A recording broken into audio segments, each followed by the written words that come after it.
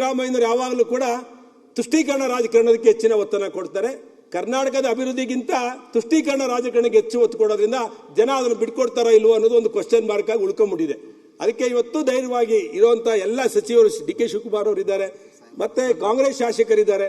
ನಾನು ಎಲ್ರಿಗೂ ವಿನಂತಿ ಮಾಡೋದು, ಉಳ್ಳವರಿಗೆ ಗ್ಯಾರಂಟಿ ಯೋಜನೆಗಳನ್ನ ವಾಪಸ್ ತಗೊಂಡು ಒಂದು 30,000 ಕೋಟಿ ಬಂದ್ರು ಅದನ್ನು ಅಭಿವೃದ್ಧಿಗೆ ಕೊಡಬೇಕು ಅಂತೇಳಿ ನಾನು ಸರ್ಕಾರಕ್ಕೆ ವಿನಂತಿ ಮಾಡ್ತೇನೆ. ಮಾನ್ಯ ಸಭಾಧ್ಯಕ್ಷರೇ, ಇನ್ನೊಂದು, ಇವತ್ತು ಕರ್ನಾಟಕ ರಾಜ್ಯ ಸರ್ಕಾರದ ಪರಿಸ್ಥಿತಿ ಏನಾಗಿದೆ ಅಂದ್ರೆ ನಿಂತಲ್ಲೇ ನಿಂತ್ಬಿಟ್ಟಿದೆ. ಇದು ನಿಂತು ನೀರಾಗ್ಬಿಟ್ಟಿದೆ. ಇದು ನಿಂತು ನೀರಾಗಿರೋದ್ರಿಂದ ನಾನು ಅಭಿವೃದ್ಧಿ ಪಥದಲ್ಲಿ ತೆಗೆದುಕೊಂಡು ಹೋಗ್ಬೇಕು. ಇದಕ್ಕೆ ಅಭಿವೃದ್ಧಿ ಪಥದಲ್ಲಿ ತಗೊಂಡು ಹೋಗ್ಬೇಕು ಅಂದ್ರೆ ಈ ಗ್ಯಾರಂಟಿ ಯೋಜನೆಗಳನ್ನ ಮರುಪರಿಷ್ಕರಣೆ ಮಾಡಬೇಕು ಅಂತೇಳಿ ನಾನು ವಿನಂತಿ ಮಾಡ್ತೇನೆ.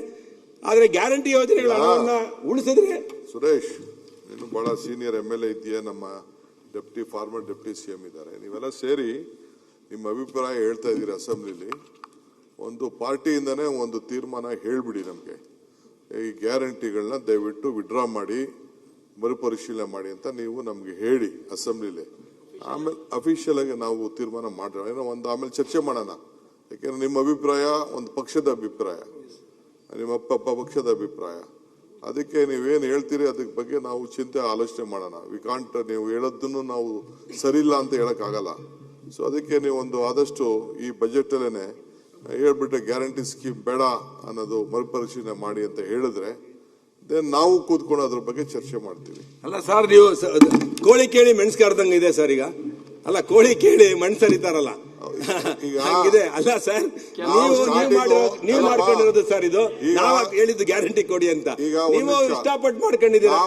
ಕಷ್ಟಪಟ್ಟು ತೆಗೀರಿ ಸರ್. ಈಗ ಸುರೇಶ್, ನಾವು ಕೊಟ್ಟ ಅನೌನ್ಸ್ಮೆಂಟ್ ಮಾಡಿದಾಗ ಇಲ್ಲಿ ಬಂದ ತಕ್ಷಣ ನೀವು ಹೇಳಿದ್ರಿ ಹೇಳೋದು ಗೊತ್ತಾ, ಒಂದು ಕಾಳು ಕಡಿಮೆ ಆದ್ರೂ ಬಿಡುದಿಲ್ಲ ಅಂತ ಅಂದ್ರು. ಆಯ್ತು, ತಿರ್ಗಾ 5 ಗ್ಯಾರಂಟಿನೂ ಕೊಡ್ಲೇಬೇಕು, ಅದು ಕಡಿಮೆ ಆಯ್ತು, ಇದು ಕಡಿಮೆ ಆಯ್ತು, ಅದು ಕೊಡ್ಲಿ, ಇದು ಕಡಿಮೆ, ಅದಕ್ಕೆ 6 ತಿಂಗಳಲ್ಲಿ ಎಲ್ಲ ಕೊಟ್ಬಿಟ್ಟು ನೀವು ಹೇಳ್ದಂಗೆ. ಸೊ ನಿಮ್ಮ ಮಾತು ಕೇಳಿದೀವಿ ನಾವು. ನಿಮ್ಮ ಈಗ ಅಸ್ಸಾಮಲ್ಲಿ ನಾನು ಹೋಗಿದ್ದೆ.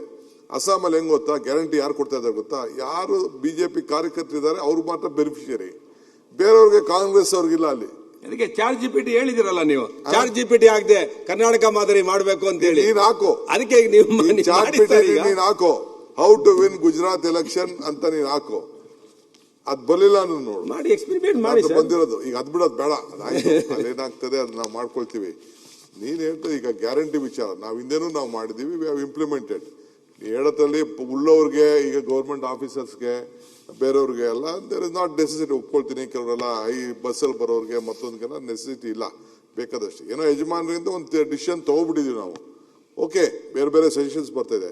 ಆಸ್ ಎ ಪಾರ್ಟಿ, ಒಂದು ಪೊಲಿಟಿಕಲ್ ಪಾರ್ಟಿ, ನೀವು ಒಂದು ತೀರ್ಮಾನಕ್ಕೆ ಬನ್ನಿ, we will discuss on that. ನಿನ್ನೇನು ಕೂಡ ಮುಖ್ಯಮಂತ್ರಿಗಳಿಗೆ ಅದೇ ಹೇಳಿದೆ ಸರ್. ಅಲ್ಲಿ ಹೋದಾಗ ನಾನು ಅವ್ರ ಪಕ್ಕದಲ್ಲಿ ಕೂತ್ಕೊಂಡು ಹೇಳಿದ್ದೀನಿ, ಪಕ್ಕದ ಮಾತಾಡ ಬೇಡ, ಅಲ್ಲ ಮರುಚಿಂತನೆ ಮಾಡಿ ಸರ್.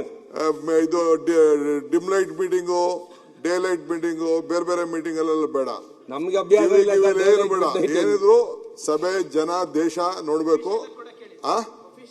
ಅದೇ ಅಫಿಷಿಯಲ್ ನೋ ಇದನ್ ಎಕ್ಸ್ಪೀರಿಯನ್ಸ್ ಮ್ಯಾನ್. ಏನ್ ನಾವು ಕೊಟ್ಟಿದ್ದೆಲ್ಲ ನೀವು ಇಂಪ್ಲಿಮೆಂಟ್ ಮಾಡಂಗ್ ಹೇಳ್ತೀರಾ. ನೀವು 74 ಲಕ್ಷ ಕೊಡಕ್ಕೆ 3 ವರ್ಷ ಆದ್ರೂ ಕೊಟ್ಟಿಲ್ಲ ಸರ್. ನೀವು ಏನ್ ಸರ್ ಹೇಳ್ತೀರಾ? ಮಾಡಪ್ಪ, 76 ಕೋಟಿನೇ ಕೊಡೋಣ, ಮಾಡು.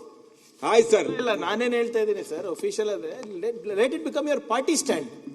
ನಾವು ನಿಮ್ ಲೆಟರ್ ಕೊಡಿ ಅಂತ ಹೇಳ್ತಾ ಇಲ್ಲ. BJP ಅವರ ಅಫಿಷಿಯಲ್ ಸ್ಟ್ಯಾಂಡ್ ಇರಲಿ, ವಿಡ್ರಾ ದ 5 ಗ್ಯಾರಂಟೀಸ್. ಅಲ್ಲ, ನೀವು ಐ ಅಪ್ರಿಷಿಯೇಟ್ ಇಟ್. ಅಲ್ಲ, ಈಗ ನೀವು ಸದನದಲ್ಲಿ ಹೇಳ್ತಾ ಇದ್ದೀರಾ, ರೆಕಾರ್ಡ್ ಆಗ್ತಾ ಇದೆ, ನೀವು ಮಾತ್ರಿಗೆ ಭದ್ರ ಅಂತಾನೆ ಅನ್ಕೋತೀವಿ. ನಾನು ಬದ್ಧ ಆಗಿದ್ದೀನಿ ಅದೇ, ಆಮೇಲೆ ಎಲ್ಲರೂ ಅದೇ ಸಪೋರ್ಟ್ ಮಾಡಿದೆ. ಅಫಿಷಿಯಲ್ ಆಗಿ ಒಂದ್ ಸರಿ ಹೇಳ್ಬಿಡಿ BJP ಅವರು, ಬಡವರಿಗೆ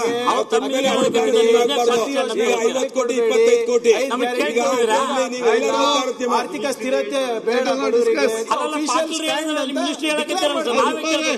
ಡಿಕ್ಲೇರ್ ಸುರೇಶ್ ಗೌಡ್ರು ಆಯ್ತು, ಅದರಿಂದ ಇವತ್ತು ಹೇಳಿದ್ದಾರೆ, ಮತ್ತೆ ನಿಮ್ಮ ಶಂಕರ್ ಆರ್ಥಿಕ ಸಲಹೆಗಾರ ಹೇಳಿದ್ದಾರೆ. ಆಯ್ತು,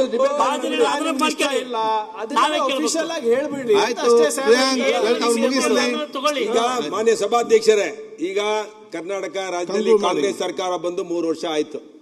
ಸರ್ಕಾರ ಬರೋದಕ್ಕಿಂತ ಮುಂಚೆ ನಮ್ಮ ಡಿ.ಕೆ. ಶಿವಕುಮಾರ್ ಅವರು, ಸಿದ್ದರಾಮಯ್ಯನವರು ಗ್ಲಾಸ್ ಹಾಕೊಂಡು ನಮ್ಮ ಯೋಜನೆ, ನೀರಾವರಿ ಯೋಜನೆ, ಮೇಕೆದಾಟು ಜೋರ್ ಪಾದಯಾತ್ರೆ, ಏನು SOP ಎಲ್ಲ ವೈಲೇಷನ್ ಮಾಡಿ ಕರೋನಾ ಟೈಮಲ್ಲಿ ವಾಕಿಂಗ್ ಪಾದಯಾತ್ರೆ ಮಾಡಿದ್ರು, ನಾವು ತಂದೇ ತರ್ತೀವಿ ಅಂತ. ಇವತ್ತು ಬಡ್ಜೆಟಲ್ಲಿ ಯಾಕೆ ಘೋಷಣೆ ಮಾಡಿಲ್ಲ?